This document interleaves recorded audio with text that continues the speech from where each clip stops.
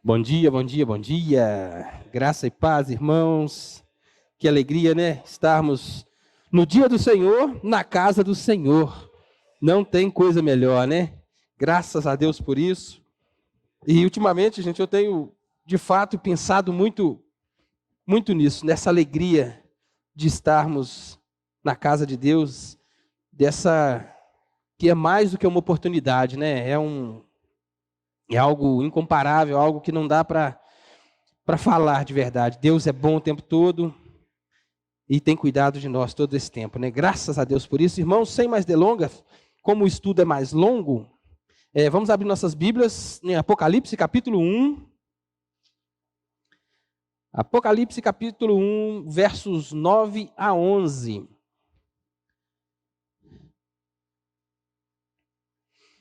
A revelação. Apocalipse 1, versos 9 ao 11. Diz assim: Eu, João, irmão vosso e companheiro na tribulação, no reino e na perseverança, em Jesus achei-me na ilha chamada Pátimos por causa da palavra de Deus e do testemunho de Jesus. Achei-me em espírito no dia do Senhor e ouvi por detrás de mim grande voz como de trombeta, dizendo: O que vês, escreve em livro e manda às 7 igrejas: Éfeso, Esmirna, Pérgamo, Tiatira, Sardes, Filadélfia e Laodiceia. Amém? Senhor bendito, nós estamos mais uma vez diante da tua palavra, Pai, que é santa, poderosa, ó Deus, que tem poder para salvar, para transformar a vida do mais ímpio, do mais difícil dos homens, ó Pai. E com essa esperança, com essa certeza, ó Deus, nós nos debruçamos diante do Senhor nessa manhã e pedimos, ó Deus, que o Senhor de novo faça isso em nós. Gere transformação, gere renovo, gere vida, ó Deus, quebrantamento em nós, que a gente possa se render ainda mais ao Senhor nessa manhã, ó Deus, diante da tua revelação, que o Senhor se mostre a nós, que o teu Espírito Santo ilumine os nossos olhos, ouvidos, a fim de que saiamos daqui hoje um pouco mais conhecedores de quem tu és, a fim, ó Deus, de viver para a tua glória. É a nossa oração, em nome de Jesus. Amém.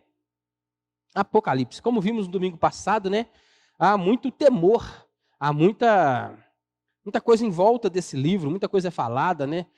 Muito desconhecimento, inclusive, em torno do livro de Apocalipse, o que gera medo nas pessoas. Tende-se a ligar ao Apocalipse catástrofes, né, coisas ruins que acontecem na natureza, quando acontece algo de ruim, aí, algo grande, sei lá, um avião enorme que cai, sei lá, um tsunami, alguma coisa assim, geralmente tende-se a chamar isso de apocalíptico, não é verdade? Então a gente criou essa ideia de que o livro de Apocalipse é algo temeroso.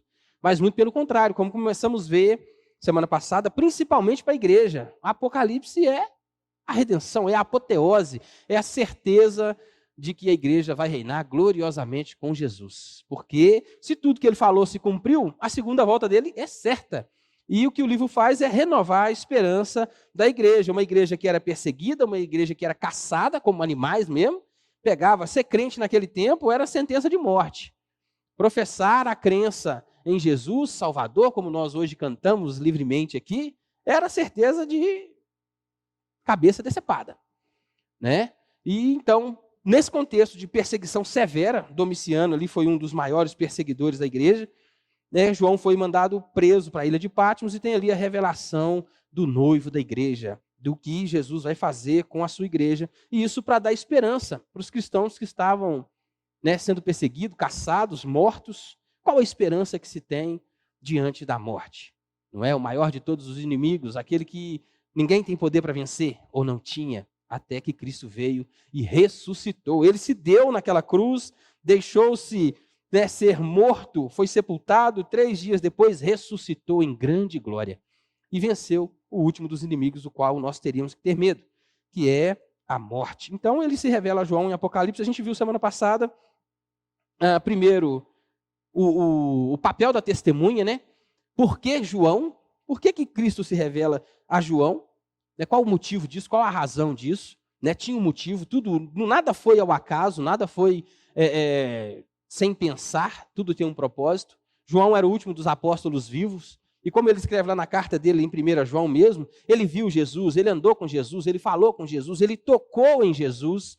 Então ele foi ali um instrumento de Deus para trazer essa revelação para a igreja.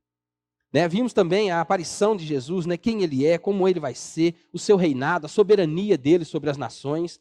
Né? Vimos a respeito de Jesus, falando a respeito disso que traz, e a consequência, né, dessa revelação para a vida da igreja. A transformação que isso traz, uma nova vida, um novo sentido, né, para a vida da igreja. E hoje a gente vai dar sequência um pouco mais também nessa visão aqui. A primeira coisa que nós vamos falar hoje é confirmando o que já foi dito a semana passada a respeito da testemunha, que é João. Né? Por que essa revelação se torna mais plausível, mais confiável, sendo João aquele que traz essa revelação? E aqui, João, no versículo que a gente leu, João já se apresenta, né? Eu, João, vosso irmão, companheiro na tribulação, no reino e na perseverança. Então a gente já vê por que a importância do apóstolo João. Ele, além de ser aquele que andou com Jesus, que viu Jesus, que conversou com Jesus, que tocou em Jesus, ele é companheiro dos seus irmãos. O que João está dizendo para a igreja que é perseguida, que é caçada, né, que estava ali correndo risco de vida, é que ele era igual. Ele era mais um. Ele não era alguém à parte, alguém acima. Não, ele era mais um. Eu estou com vocês. Eu sou companheiro vosso na tribulação, que ele fala. E João estava mesmo tribulado, porque ele estava preso numa ilha. Uma ilha que era prisional, uma ilha inóspita, difícil de plantar qualquer coisa. Eles trabalhavam em minas, sofriam bastante, e João já velho, já devia ter aqui mais de 100 anos, creio eu, porque 90 depois de Cristo. João era discípulo de Jesus, andou com Jesus, eu acredito que ele tinha ali 14, 16 anos já, quando estava com Jesus.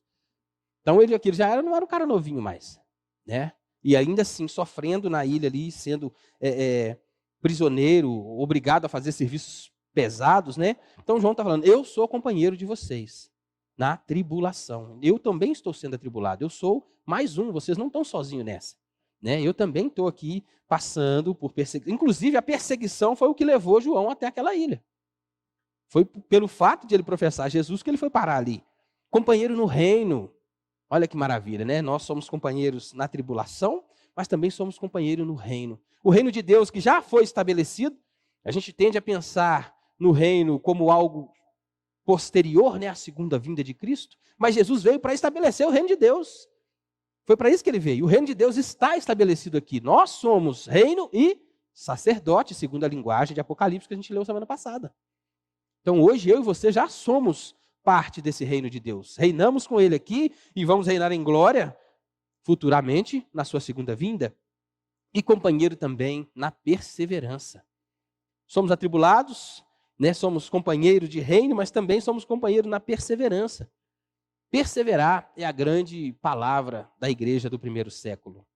Aqueles irmãos foram corajosos, perseveraram mesmo, né? Tanto que se fala aí, né, alguns testemunhas, alguém famoso aí já disse, né, que o sangue dos mártires, né, é que trouxe até nós a revelação da palavra de Deus. Temos a Bíblia hoje no nosso nome porque homens se deram.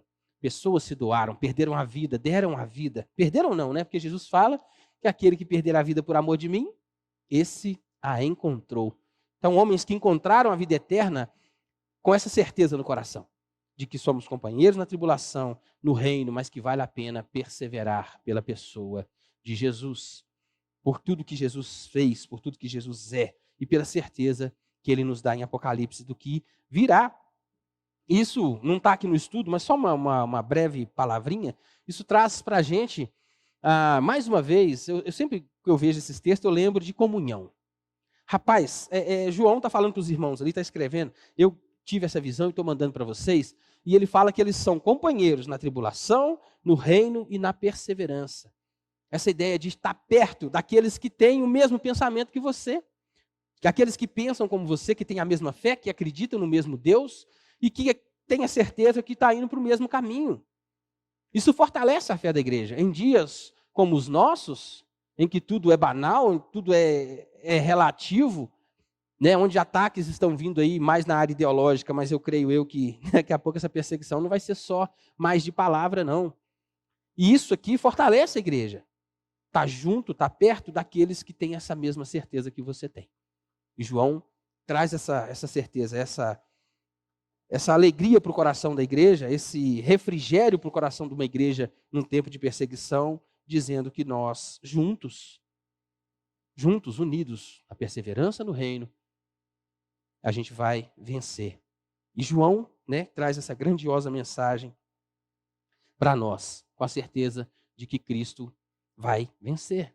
Cristo já venceu. Para nós ainda não, no nosso tempo ainda não, porque nós estamos presos a esse tempo aqui, mas Jesus é atemporal, então na eternidade essa vitória já aconteceu. Ela já é uma realidade. Já reinamos com ele em glória. O livro de Apocalipse, mais para frente, vai falar, né, daqueles que estão diante do trono dele, clamando, né, por justiça. Já há uma igreja com ele nos céus. E há a igreja dele aqui na terra. E é essa igreja aqui na terra que vai ser revelada para a gente a partir do capítulo 12, que a gente vai ler aqui. Voltei-me para ver quem falava comigo. Apocalipse 1, 12, diz assim: voltei-me para ver quem falava comigo, e voltado vi 7 candeeiros de ouro. 7 candeeiros de ouro. 7 lâmpadas, né? 7 luzeiros que estavam ali atrás de João. E quando ele olhou, ele viu. E aqui vai apresentar a figura, né, do candeeiro e também da estrela. Nota que a igreja é algo que reflete, né, algo feito, criado para iluminar. Não é isso que os evangelhos lá, o Paulo vai dizer, os evangelhos vai dizer que não se pode esconder uma candeia debaixo da cama? Antes a põe no velador. Nós somos os luzeiros de Cristo, nesse mundo caído, nesse mundo tenebroso, num mundo que teme a Deus, né? E graças a Deus, e é importante a gente falar isso, a repercussão que teve de um caso aí no carnaval, né, de alguém que foi lá e falou do Apocalipse, uma cantora famosa aí, aquela repercussão toda que deu, né? Como é que o mundo, quando a igreja não fala, quando a igreja não se posiciona, quando a igreja não é luzeiro, rapaz, as pedras clamarão. A mensagem de Deus vai ser passada, independente de mim e de você ou não. Quer você pregue ou não, Deus vai levantar os seus e vai fazer com que todos ouçam a sua voz. De maneira que a gente pode, talvez, contestar, mas que todos ouviram do Apocalipse, ouviram. O povo estava ali para festejar a carne, para, né, as orgias, a bebedeira, tudo que podia. E, de uma forma que a gente não compreende, Deus usou aquela mulher naquela situação. E eu tenho certeza.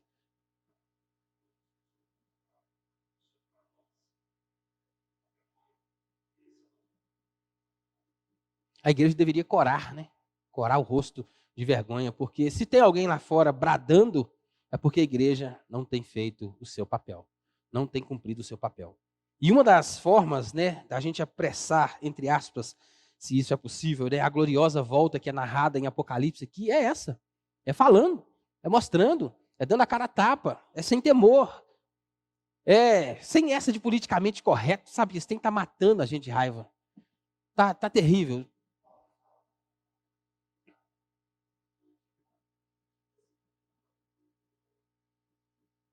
Nós estamos como... Vai acabar e está perto. O que eu vejo nisso, a data, não estou falando da data que está certa, questão de data, mas está cada vez mais perto. Essa realidade é para hoje. E, igual eu falei semana passada, pode ser daqui 20 anos, 30 anos, mas para mim e para você pode ser daqui um segundo. E aí é real. É real. Né? Mas Deus usa as coisas loucas do mundo para confundir as sábias. E se a igreja não fizer o seu papel, vai sair cara para a igreja mesmo. Porque um dia lá nós vamos ser julgados também. O julgamento vai começar pela casa de Deus. E aí o que fizemos nesse corpinho aqui, vai ser julgado. Vai ter o galardão lá. Como é que é, eu não sei essa história não, gente. Ninguém pode afirmar com certeza isso ou aquilo. Mas vai ter. Mas vai ter. Porque a gente usa a boca para falar tanta asneira, para contar piadinha daqui, dali, para falar de política, para falar de futebol. Ontem a gente conversando aqui cedo, né? Que maravilha foi aquele encontro de ontem. Falando que o crente conversa com todo mundo a respeito de tudo. O crente fala de futebol, o crente fala de política, o crente fala, sei lá, da economia, o crente fala de carro, mas o crente não fala mais de Jesus.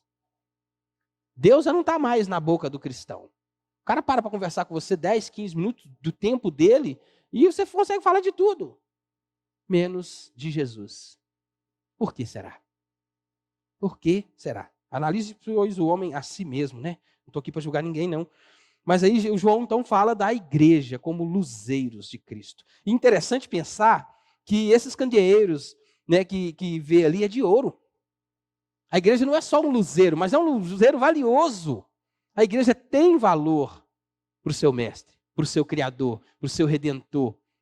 Nós temos valor para Cristo. A gente não é qualquer coisa, não.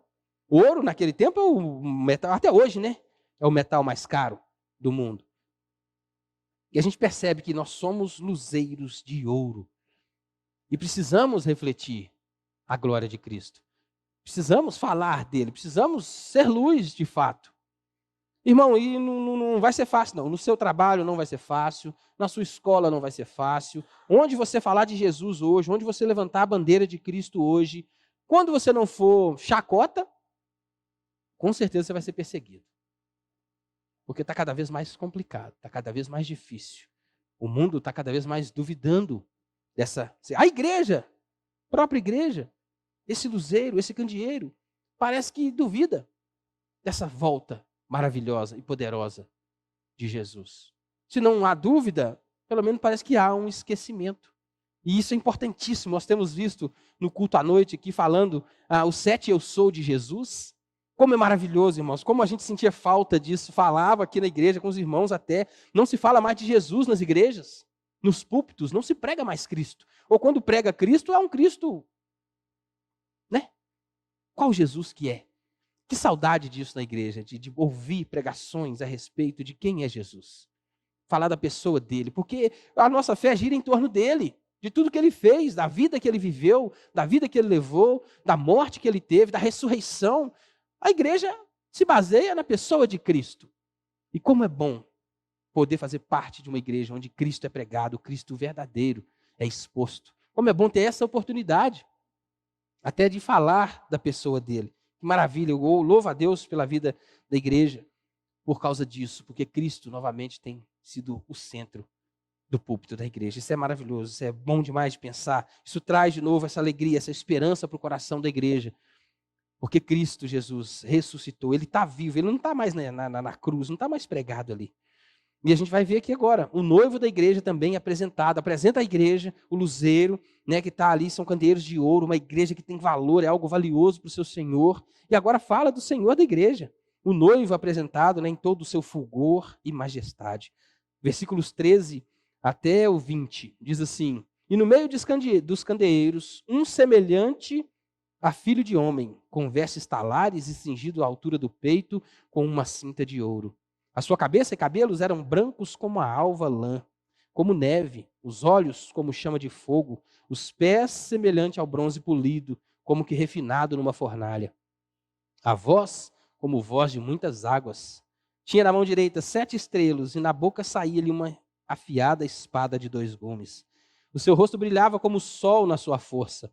Quando vi, caí a seus pés como morto. Porém, ele pôs sobre mim a mão direita, dizendo: não temas, eu sou o primeiro e o último, aquele que vive. Estive morto, mas eis que estou vivo pelos séculos dos séculos, glória a Deus, e tenho as chaves da morte e do inferno. Escreve, pois, as coisas que viste, e as que são, e as que hão de acontecer depois destas. Quanto ao mistério das 7 estrelas que viste na mão direita e aos 7 candeeiros de ouro, as 7 estrelas são os anjos, e as 7 igrejas, os 7 candeeiros, são as 7 igrejas. Os anjos da igreja, né? Hoje a gente há uma linha de estudo que diz que esses anjos da igreja aqui são os pastores, aqueles que estão à frente da igreja aí, né? Que são os responsáveis por essa proclamação, né, de Jesus. Mas aqui a gente vê o noivo agora, aquele que veio como alguém comum, que nasceu em uma manjedoura, que cresceu no meio do povo, alguém simples, pobre, né? Agora cingido com vestes talares e com uma cinta no peito de ouro. Aquele que veio, que andou entre nós, que esteve entre nós como o mais humilde dos homens, né? Isaías fala que ele não tinha qualquer beleza. Nós o reputávamos como ferido, né? Ferido de Deus e afligido. Aquele que era comum. Jesus, para os judeus, era mais um. Mas agora ele se apresenta como todo-poderoso. Aqui é a figura de um rei, de um soberano. E ele é soberano, e não é só sobre a terra mais. Esse Cristo que João vê com essas vestes talares aqui é o Senhor do universo, que reina todas as coisas, sobre todas as coisas. A sua cabeça, os cabelos eram brancos como alva, lã, como neve. De novo, eu falei isso aqui semana passada, símbolo de divindade, santidade, eternidade, sabedoria. A sabedoria está nas mãos dele. Né? Os olhos como chama de fogo, o olho que tudo vê, o olho que vê todas as coisas. E olhos de fogo, porque nem tudo é aceito diante desse olhar. Nem tudo que nós fazemos, ele aprova. Ele vê todas as coisas, mas não aprova todas elas. Os olhos, como de fogo, do nosso Senhor, estão sobre nós nessa manhã. Os pés, semelhante ao bronze polido, como de refinado por uma fornalha. Falei que semana passada também, né, a respeito da ideia do bronze, daquela coisa de ser firme, dessa ideia de firmeza. Até as tábuas dos tabernáculos, né, o que fincava elas no chão, a base delas era de bronze polido.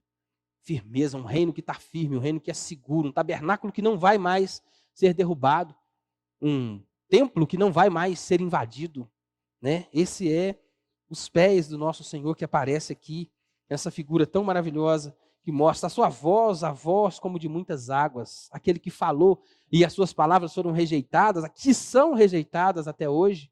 Essas palavras aqui, tem gente que quer mudar, tem gente que quer acrescentar, tem gente que quer tirar, tem gente que diz que é mentira, tem gente que diz que foi para outra época, que foi para outro tempo. Essa voz hoje vai ser voz como de muitas águas. Uma voz poderosa, estrondosa, que ainda que você queira, ainda que qualquer um queira, não vai ser capaz de tampar os ouvidos para ela. Essa é a voz do Todo-Poderoso Deus, daquele que reina eternamente. Tinha na mão direita 7 estrelas, né? A igreja está na mão direita. Quem os arrebatará das minhas mãos? Quer mão mais segura para estar do que a mão de Cristo? Quer lugar mais seguro para estar do que na presença dele? Aquele que vem a mim, vem porque meu Pai me deu. E todo aquele que meu Pai me deu, de modo nenhum o lançarei fora, e ninguém os arrebatará das minhas mãos. Que segurança, né? Quer lugar mais seguro? Quer um momento, um motivo de maior alegria para a igreja do que esse? A sua boca saía uma espada afiada, como a de 2 gumes. Essa espada aqui já não é mais o evangelho. Já não é mais a palavra para converter, já não é mais trombeta, já não é mais aquele chamado ao arrependimento, agora é uma espada que vem como juízo. Agora, essa palavra que sai da boca dele é sentença, não é mais um chamamento. Essa palavra que vai ser proferida por ele agora já é a justiça de Deus. Já não é mais o evangelho do amor, do chamado à rendição, da mudança de vida, né? Daquela conversão. Agora não, agora já não há mais tempo. Agora essa espada afiada, que é capaz de dividir alma e espírito, juntas e medulas, ela veio para julgar e está na boca dele. A sentença vai ser proferida por ele. Vinde a mim, benditos do meu Pai, afastai-vos de mim, pois eu não vos conheço. São 2 palavras, 2 gumes, uma espada. Vai ser ouvida da boca dele naquele dia glorioso. Seu rosto brilhava como o sol na sua força, aquele rosto que foi rejeitado, as pessoas, né, nem olhavam para ele. Agora não tem mais jeito de não vê-lo, porque ele vai brilhar tão forte que todo olho verá. Todo olho verá, vai ser impossível, não vai ter óculos escuros, não vai ter máscara de solda que tampa o rosto daquele que vai olhar para Jesus, porque o rosto brilhando como o sol na sua plenitude. A perenidade, né, aquela ideia de eternidade. Não temas, eu sou o primeiro e o último. O alfa, o ômega, o princípio e o fim. E a sua vitória triunfal. Aquele que vive. Estive morto, mas eis que estou vivo pelos séculos dos séculos e tenho a chave da morte e do inferno. A morte já não tem mais poder sobre a vida daquele que crê em Jesus. Nem a morte física e nem a morte eterna, a segunda morte, aquela que, de fato, né, vai acabar com tudo. Essa morte, essa chave, essa tranca, né, ele pode abrir o lago de fogo e enxofre, ou pode abrir as portas da mansão. Levantai, ó portas, as vossas cabeças, e entrará o Rei da Glória. Quem é o Rei da Glória? O Senhor forte e poderoso, o Senhor poderoso na guerra. Há uma batalha acontecendo, irmãos, nesse momento, nesse exato momento. E o alvo dessa batalha é a sua alma. É a sua alma. O alvo dessa guerra que está acontecendo é vida eterna ou morte eterna. E no meio dessa batalha, você pode, de alguma forma, responder ao chamado de um lado ou de outro. Você pode dizer, eu quero a mansão, eu quero, a vitória, eu quero essa apoteose, eu quero viver tudo isso, eu quero ver esse noivo, eu quero ver os pés polidos, ouvir essa voz como o som de muitas águas, me chamando, vinde, bendito de meu Pai. Você pode fazer hoje essa escolha. Agora, se você ainda não fez. É para hoje, o tempo é agora, porque depois, essa palavra que te chama, como eu já disse, é a palavra que vai condenar. Infelizmente, essa é a grande verdade, essa é a grande realidade. A palavra de Deus, como nós ouvimos, ela não volta vazia. Antes, ela cumpre em si o seu propósito. Não é isso que o texto bíblico nos diz? E qual que é o propósito da palavra de Deus? São dois. Ou salvação, para aquele que crê, ou condenação, para aquele que rejeitar. Jesus disse, quando ele veio, não vou ser eu que vou julgar vocês. Vai ser esta palavra. Essa palavra de Deus que vai julgar todo homem. E naquele dia todo mundo vai reconhecer, ninguém vai poder falar, mas eu achava que era assim, eu achava que era assado. Todos irão reconhecer a oportunidade que tiveram de se arrepender, de se voltar para Ele, de acreditar nele. Porque todo mundo, todo olho vai ver o que creu, o que não creu, o que está na cova, o que está debaixo do mar. A Bíblia fala que nesse dia o mar vai devolver os corpos que nele estão, as tumbas se abrirão, os corpos se levantarão, todo olho verá de todos os tempos da humanidade, todo mundo vai ver essa gloriosa volta dele.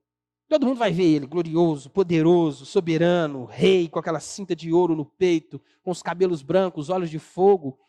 Todos o verão assim. Todos, ímpios ou crentes. Todos o verão dessa forma. Mas alguns o verão como juiz e outros como salvador.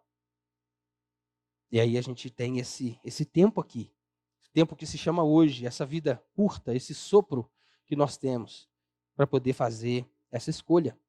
Então João fala de 3 coisas nesse primeiro capítulo aqui. Ele fala do que ouviu, ele fala do que viu e fala também do que João fez. Ele passou por João passou por um profundo quebrantamento. E eu falo isso aqui com alguma frequência, irmãos. Não sei, isso está no meu coração. E a boca fala do que está cheio o coração. Não é verdade? A gente vê nos nossos dias, na nossa igreja hoje, na igreja contemporânea, pessoas chamando, pregando Jesus como você. Você, músicas, O caminho é você, tudo é você, tudo é você, tudo é você, tudo é você. Aquele que esteve perto, aquele que andou com Jesus, que era o discípulo amado dele, que tocou nas vestes dele, quando viu ele glorioso dessa forma, caiu como morto aos pés dele. Quando Moisés viu a sarça ardente, e tantos outros, Elias, quantos outros homens, quantos profetas tiveram visões, Daniel, Paulo, Abraão. Abraão foi chamado de amado, de amigo por Deus. E em nenhum tempo, nenhum texto bíblico, você consegue ver um desses homens chamando Deus de você. Deus nunca foi mais um para eles. Nosso irmão mais velho é Jesus Cristo. O primogênito de todo aquele que vai ressuscitar é Jesus Cristo. O nosso amigo é Jesus Cristo. Mas o nosso Senhor também é Jesus Cristo. E diante dele, a reação tem que ser essa que João teve aqui. Aqui ele caiu aos seus pés como morto. É de lançarmos-nos aos pés dele em rendição. Porque ele é glorioso, porque ele é poderoso, porque ele pode todas as coisas. Ele te deu vida, sendo você morto ainda nos seus delitos e pecados. Te deu vida quando você ainda nem existia. Antes da fundação do mundo, ele já sabia quem você seria. Ele viu a substância ainda informe no seio da sua mãe, no ventre da sua mãe. Que maravilha de pensar. Ele te formou, os seus ossos sendo entretecidos ali, ele formou você, ele sabe quem você é. E aí você vira para uma pessoa dessa e chama ele de você? Chega diante de um magistrado hoje aí por qualquer coisa. Uma simples apelação de qualquer coisa que você vai fazer, chega diante de um juiz e chama ele de você. E aí você vai ver o que acontece. No exército, coisa que o homem faz, 18 aninhos, você vai lá se alistar, chega ali de qualquer forma, chama a pessoa que está ali no alistamento de você. É ou não é? E aqui, o soberano, o rei dos reis, as pessoas chamam de você e dizem que fazem isso porque tem comunhão com ele.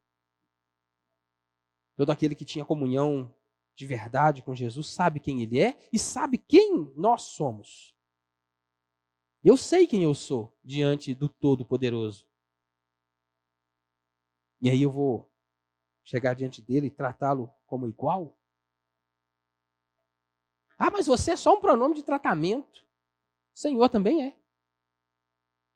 Há bem pouco tempo atrás, você chamava seu pai de você? Chamava, Roseli? Rapaz, e Jesus nos ensina a chamar Deus de Pai, mas Deus de Pai num contexto em que Pai era uma figura soberana ali, vivia uma sociedade patriarcal de verdade. O Pai que Jesus fala que Deus é para nós, não é esse Pai bonachão que permite todas as coisas, que vai às últimas consequências para fazer o que o filho quer, não. É o Pai que cuidava, o Pai que provê, o Pai que resgata, o Pai que protege. Esse era o Pai que Jesus chama Deus. E mesmo Cristo chamava Deus de Pai, você não vê nas Escrituras chamando ele de você. Então a gente precisa ter alguns cuidados, irmãos. Essa contemporaneidade está fazendo as coisas criar um... A igreja está indo por um caminho muito... É muito tênue a linha, sabe? É muito tênue. Muito pequenininho o espaço entre uma coisa e outra. E melhor, pelo excesso, né? Melhor ser ali cuidadoso, ter excesso de zelo, do que por uma falta, um relaxamento. Moisés deixou de entrar na Terra Prometida por causa de um deslize, né? E a gente quer. Será que vale a pena? Eu prefiro, pelo excesso, reconhecer o senhorio de Deus. E ele tem sido o Senhor da história, no tempo todo. Todos nós, na vida daquele que crê, daquele que não crê. A Bíblia diz que tudo que existe hoje, tudo que há hoje, tudo que acontece hoje, é porque ele está vivo. Porque ele sustém todas as coisas, ele mantém todas as coisas. E vou falar com você, é mais fácil a gente achar um ímpio aí fora que chama Jesus de Senhor. É muito mais fácil um ímpio reconhecer o senhorio de Cristo do que muitos crentes hoje. Muitos. A igreja está meio perdida, meio cambaleando. E tem coisas que precisam ser ditas e muitas vezes não vão ser agradáveis de se ouvir. Porque o Evangelho é uma mensagem maravilhosa de salvação, de cura, de transformação, mas também é uma mensagem de juízo, de converter, é uma mensagem de confronto. E a gente muitas vezes, sei lá por quê, ou questão talvez só do ego, de não querer a gente ser perseguido, não querer a gente ser caçado, não querer ser a gente, né, ali um motivo de chacota, a gente deixa de manifestar o verdadeiro evangelho. Porque hoje você não pode falar muita coisa, né? Pode não, mas não pode afirmar que ninguém, não pode afirmar isso, não pode afirmar aquilo. Tem coisas que precisam ser afirmadas. Tem coisas que precisam ser afirmadas. A gente teve semana passada no sítio de uma irmã lá e conversando a respeito de Cristo, a respeito de Apocalipse, falando, né, dessa maravilha que é Jesus, do reino. E a gente vê quanto as pessoas, inclusive pessoas crentes, né, tem desejo, tem essa vontade de saber, de conhecer mais de Jesus. E a gente precisa ser verdadeiro naquilo que fala. Tem coisas que, infelizmente, a pessoa vai ouvir e vai ser confrontada, ou felizmente. Felizmente essa pessoa vai ouvir e vai ser confrontada com isso. Precisa ser confrontada. Porque o evangelho veio para isso mesmo, para mudar, para causar inimizade entre pai e filho, entre nora e sogra. É isso que Jesus falou. Eu não vim trazer paz, eu vim trazer espada. E talvez o seu parente ali, ou o seu filho amado, sua esposa amada, seu irmão amado, quando você falar de verdade para ele, de Jesus, quando você confrontá-lo, não vai ficar bom pro seu lado, não. Talvez grupos, né, de WhatsApp na família vão acabar quando você postar alguma coisa lá, como já aconteceu comigo. Porque as pessoas querem ouvir que Deus é amor, que Jesus ama, que Jesus salva, que Jesus é isso, que Jesus é... Mas quando ouve que você precisa arrepender, mudar de vida, aí não quer não. Para que eu vou arrepender? Para que eu preciso largar? Para que eu vou parar? Jesus não ama? Inclusive pessoas, né, que saem, hoje a gente sai do meio da igreja, João também, falando disso lá em 1 João, fala, né, do meio de vocês é que saem os falsos mestres, falsos profetas. Pessoas que viveram uma vida inteira para Deus, né? Cantaram, cantores famosos aí, gente famosa, pastores, né? Que pregavam, que vivia, que falava de Deus, hoje se rende à cultura, se rende a tanta coisa. Tem coisa que a gente acha até não entende como é que uma pessoa que falava, que pregava, que cantava, que falava de Jesus, como é que a pessoa mudou tanto assim? O que aconteceu? Né? E são pessoas que têm uma certa, como é que eu vou dizer aqui? Como foram muitos anos, né, vivendo, pregando o evangelho, então são pessoas que têm uma certa, de alguma forma são formadores de opinião, vamos dizer assim.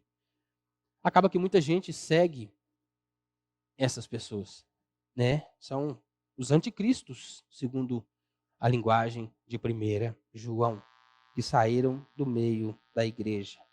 Então a gente precisa ter cuidado com isso, porque João, quando ele esteve diante de Cristo, ele caiu como um morto, se pôs como um morto diante do seu Senhor.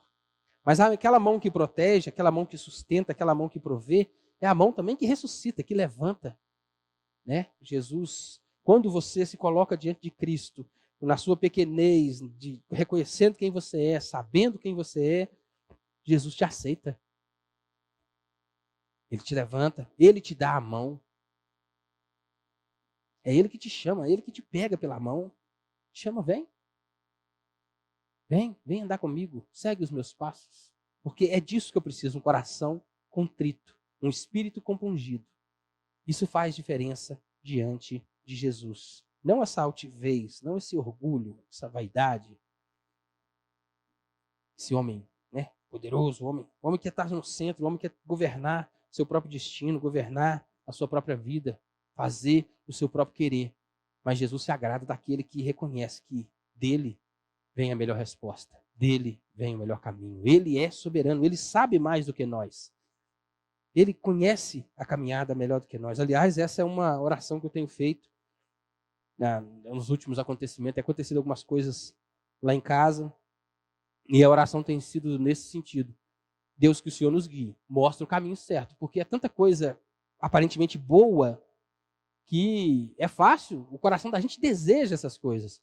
Então, tenho pedido a Deus nessa direção, não deixa a gente cair em armadilha, não deixa a gente ir por esse caminho, não. Livra-nos dos ídolos, porque é fácil. Tem coisas que vêm para a vida da gente e se tornar um ídolo, é muito fácil. Então, diante dessas coisas, desses acontecimentos, a gente tem orado nesse sentido lá em casa. Tem pedido a Deus direção, discernimento, mostra o caminho correto. Senhor, livra a gente de fazer a nossa vontade, porque o nosso coração é enganoso. A nossa vontade é enganosa. E Deus vê lá na frente, Deus sabe todas as coisas, Ele vê lá coisas que a gente nem sonha ainda. Então, é nesse sentido que nós temos pedido a Deus e crendo na resposta dEle, portas que Ele abre, portas que Ele fecha, né, a gente tem caminhado aí nesse sentido. Coisas que pareciam ruins, né? Dificuldade danada de arrumar mão de obra aí, serviços para concluir, e de repente aquele que era o seu auxiliar, né? Da hora para outra o cara chega e vira, ó, semana que vem eu não venho mais não. Amanhã eu não venho mais não. E você com compromisso, com prazo para cumprir, com coisas para fazer, sonho, porque é um sonho, né? Que eu trabalho com sonhos das pessoas. Pessoas tá vendo ali a materialização de um sonho e de repente são frustradas, né, na questão do prazo, do tempo, temem. Mas você vai terminar meu serviço mesmo? Vai fazer mesmo? E essas coisas que parecem tão ruins, Deus, né, abre então uma outra porta, dá uma outra resposta, um outro caminho.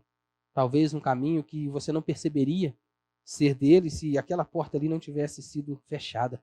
Mas até isso nós temos orado. Deus é a vontade do Senhor. Então que se confirme essas coisas. E graças a Deus a gente começamos um ano bem. Aí com muitas respostas positivas, mas sempre com esse cuidado diante de Deus. Reconheça o Senhor em todos os seus caminhos e Ele satisfará o desejo do seu coração. É isso que a gente tem buscado, tem tentado viver essas verdades lá em casa. E graças a Deus temos experimentado muita coisa boa dele.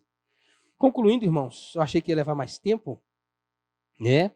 Mas a promessa de Jesus para a igreja é a companhia dele perene, em todo o tempo.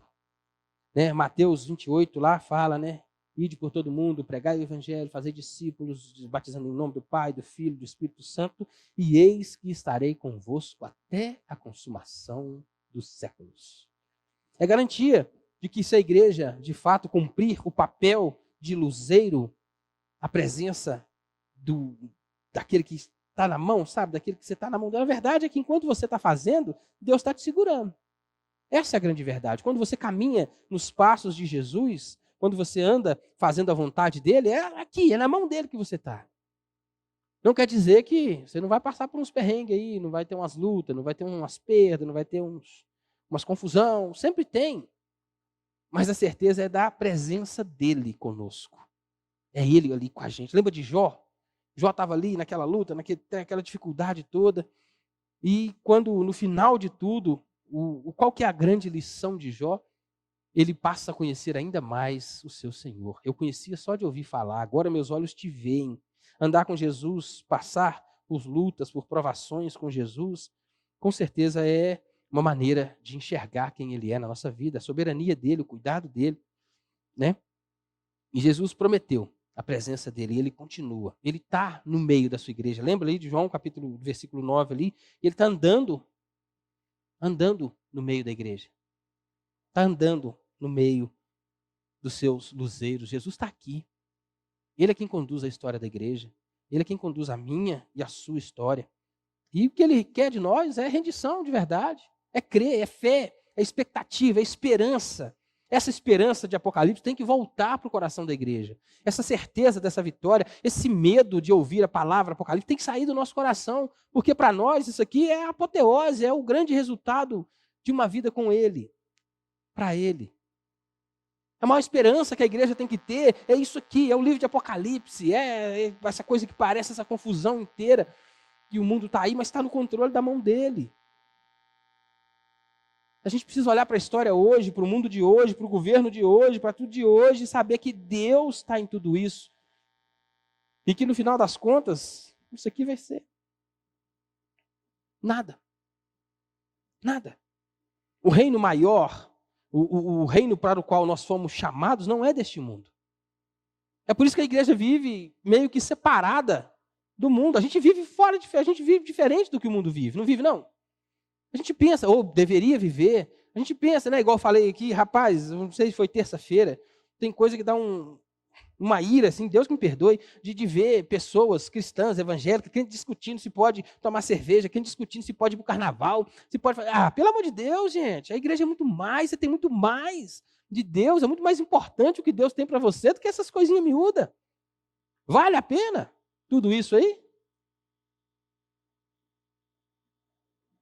E coisas pequenininhas, igreja, um monte de crente, cheio de coisinha, cheio de frescura, não pode falar isso, não pode falar aquilo. E está aqui a grande, gloriosa aparição do noivo da igreja, a igreja que deveria ser luzeiro, ter a certeza, carnaval não é para crente.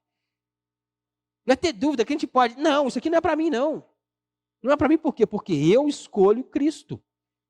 Ou melhor, Cristo me escolheu e hoje eu posso deixar essas coisas de lado, isso aqui não tem mais importância para mim, isso aqui não vale mais nada.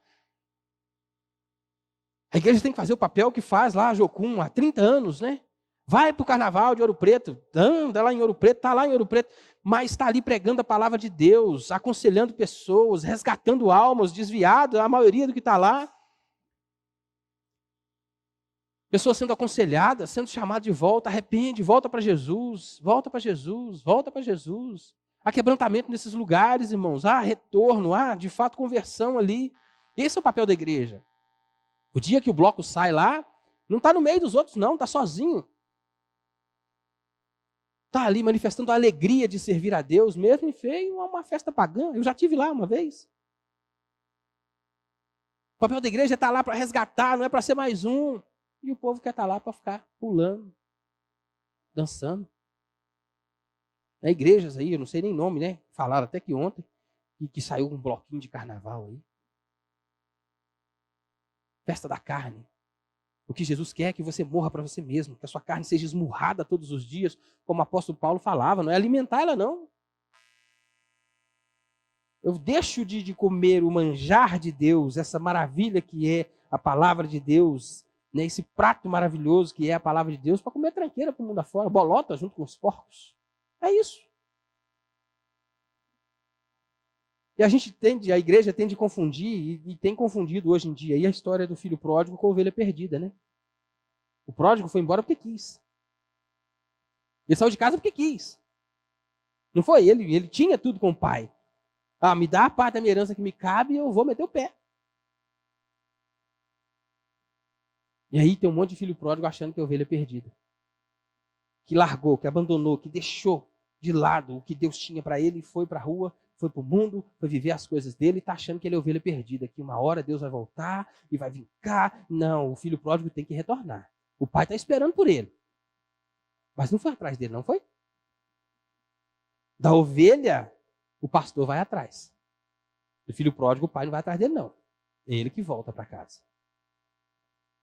O pai está esperando, ele está na janela olhando e reconhece ele de longe quando ele vem. Mas o pai não vai atrás do filho pródigo.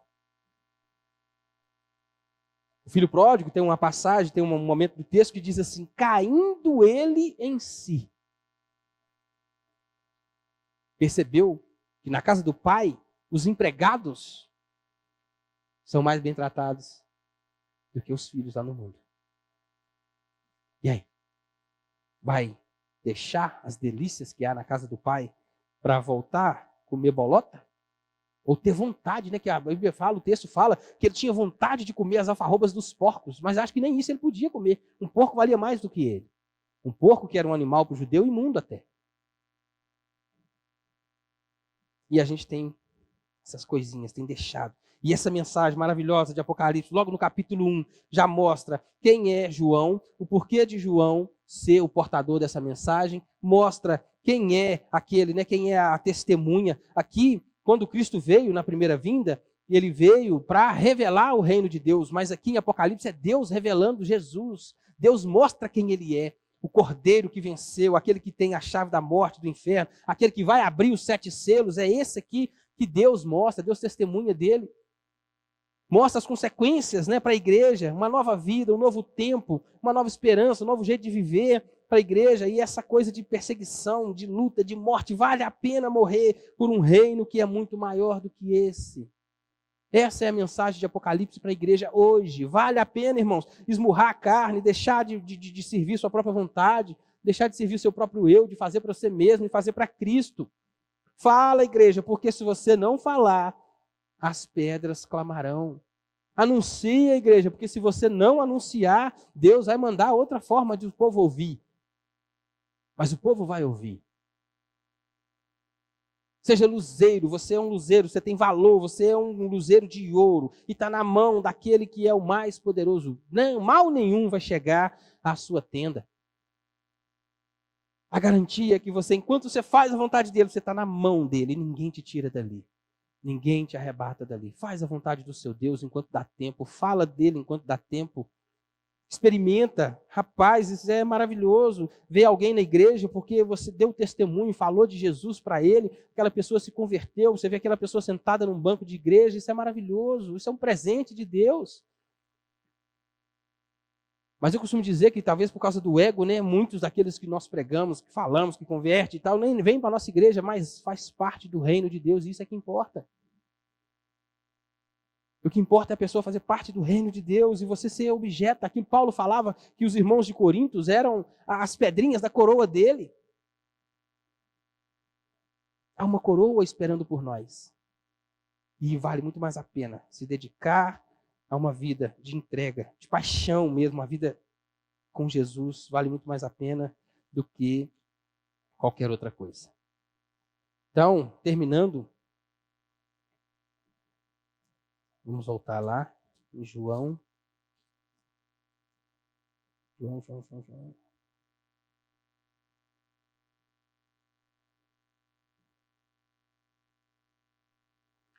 Apocalipse 1, versículo 3. 1, 3. Diz assim: bem-aventurados aqueles que leem, aqueles que ouvem as palavras desta profecia e guardam as coisas nela escritas, pois o tempo está próximo. Bem-aventurado, mais do que feliz, é todo homem que lê esta palavra. Leitor aqui pode ser, você, claro, na sua casa, lendo, entendendo, conhecendo as Escrituras, mas esse leitor aqui tem a ideia daquela pessoa que proclama a palavra, aquele que está lendo a Bíblia à frente de uma congregação. E você pode ser esse leitor aqui, que vai ler. E você é, na verdade, segundo a Bíblia, a carta que o mundo lê. O evangelho que o mundo lê somos eu e você. Nós temos acesso à palavra de Deus. Essa palavra traz mudança, essa palavra nos transforma e o mundo, através da sua vida, vai conhecer essa palavra aqui. Através das suas atitudes, ações e reações. E quando essa pessoa chegar para você e perguntar, rapaz, tem um trem diferente aí. Você não é o mesmo cara, você não é a mesma pessoa. Você vai dizer para ele que foi por causa do Cristo, o Filho do Deus vivo, aquele que veio, que andou entre nós, que ressuscitou, que venceu a morte, que vai voltar, é que transformou a sua vida. E você vive nesse caminho, na esperança de que ele vai voltar. E vai ser gloriosa essa volta. Bem-aventurado o que ouve essas palavras. Nós deveríamos nos considerar privilegiados de ter acesso à Bíblia. Há um vídeo na internet de uma tribo lá que recebe a Bíblia traduzida na língua deles. Você tem que ver a festa que aquele povo faz. Porque consegue ter a palavra de Deus na sua língua nativa. Compreender, entender a palavra, ler a palavra de Deus. A gente tem acesso a isso aqui com tanta liberdade. Há tanto tempo e não dá o devido valor. A gente tem que até concordar, quando alguém fala que mas isso aqui é para o tempo da lei, isso não é para nós mais não. E está aqui, a palavra de Deus, em todo o tempo. Tudo que foi escrito para o nosso ensino foi escrito. Então, e bem-aventurado aquele que guarda estas palavras. Obedecer isso aqui, irmãos, é um privilégio, é mais do que um dever. Deve ser uma busca constante da nossa vida, porque obedecer a palavra de Deus, e todo mundo aqui, todos aqui, sem exceção, eu tenho certeza que pode dar um testemunho aqui de como é que a vida mudou quando começou a obedecer essas palavras. A diferença que faz ser obediente às palavras de Deus. Todo mundo aqui, todos aqui, até o menino mais novo, até o Daniel. Eu tenho certeza de que ele sabe falar o benefício que é ser obediente à palavra de Deus. Rapaz, há um cantor, eu não vou lembrar mais do nome, mas ele fala que se as pessoas fossem inteligentes, elas iam seguir os ensinamentos bíblicos porque faz bem. Porque o que está escrito aqui, se você aplicar na sua vida, você vai ser bem sucedido em qualquer área da vida. Isso alguém falando, pensando na vida aqui. Um cantor famoso, acho que é Zezé de Camargo, falando da vida aqui. Se essa pessoa fosse inteligente, ela ia ler essa Bíblia, ia aplicar a Bíblia, porque tudo que está escrito ali faz bem para a nossa vida. Se faz bem para a nossa vida aqui, imagina para a eternidade. O crente vive, obedece essas palavras, não é pensando na vida aqui, não é porque é inteligente. Não é questão de ser inteligência, é questão de algo muito maior, dessa certeza, dessa esperança, de uma expectativa de algo que ninguém pode imaginar. Ninguém pode imaginar. Paulo esteve lá e não conseguiu descrever em palavras a beleza que é o céu. Não conseguiu descrever. Então é isso que aguarda por mim e por você. E ser obediente à palavra de Deus, a gente vai viver bem aqui, vai ser melhor, vai se dar melhor aqui, vai dar tudo certo aqui, porque é a garantia dele. Não estou falando aqui de teologia da prosperidade, não é isso, não. Mas a garantia maior é uma vida no céu com Jesus. A gente precisa, desse curto tempo de vida que a gente tem aqui, começar a obedecer a palavra de Deus aqui, para acostumar com Jesus aqui. Precisamos acostumar com a presença dele. Porque no céu o que a gente vai ter é a presença dele eternamente. Amém, irmãos? Termino aqui essa primeira parte do estudo. Bem-aventurado aqueles que leem essa palavra, aquele que ouve essas palavras e aquele que pratica estas palavras. Busquemos por isso, irmãos, viver essa palavra de Deus. É óbvio que quem está aqui falando para vocês não é santo, não. Muitos de vocês conhecem muitas falhas minhas. Todos aqui conhecem. Então não estou aqui querendo dizer que eu sou mais santo do que ninguém. Não é isso, não. Mas é que eu querendo falar para a igreja que a gente precisa viver isso aqui. O mais urgente possível, o mais rápido possível. E parar de olhar para o mensageiro e prestar atenção na mensagem. Amém? Vamos orar mais uma vez? Glória a Deus nas maiores alturas. Pai, o Senhor é bom. A sua misericórdia dura para sempre. E de geração em geração o Senhor tem sido fiel. Deus, e as tuas palavras, que de fato, ó Deus, são doces como mel, meu Deus, nos alimentaram nessa manhã. Pedimos ao Senhor, ó Deus, que a gente saia daqui sim, né? Um pouco mais alimentado do Senhor, mas com ainda mais vontade, com ainda mais anseio, com ainda mais fome. Porque o Senhor, Deus, é eterno. O Senhor tem delícias perpetuamente. A gente podemos ter fome, fome, fome, fome, e nunca seremos saciados, porque o Senhor tem sempre mais para dar. Dá essa fome para nós, Deus. Ajuda a gente a ter fome, a desejar o Senhor, como muitas pessoas estão aqui pensando talvez no almoço que vai ter hoje, na hora do almoço ali. Nos ajuda a desejar, meu Pai, esse alimento espiritual que é tão poderoso, que é tão importante para a nossa vida. Ajuda a gente a praticar a Tua palavra, Deus, a ser, não ser sepulcro caiado, a estar aqui falando de algo que a gente não vive. Livra a gente disso, dessa realidade, Pai, e nos ajuda a de fato sermos luzeiros, refletir o brilho do Senhor, falar como quem tem autoridade, porque vive, porque conhece, porque tem proximidade com o Senhor, sabe quem o Senhor é. Nos ajuda a ser ovelhas que reconhecem a voz do pastor. O Senhor é o nosso bom pastor.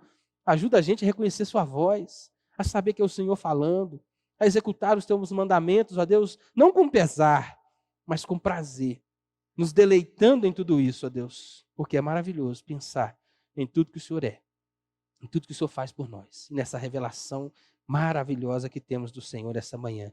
Te agradeço, ó Deus, de todo o coração, pela oportunidade de estar aqui mais uma vez, ó Deus, sendo ministrado pela Tua palavra. Obrigado, Deus, porque com certeza o Senhor falou aos nossos corações nessa manhã.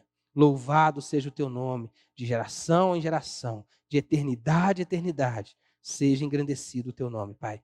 E a nossa oração, em nome de Jesus, nós a fazemos. Amém. Glória a Deus.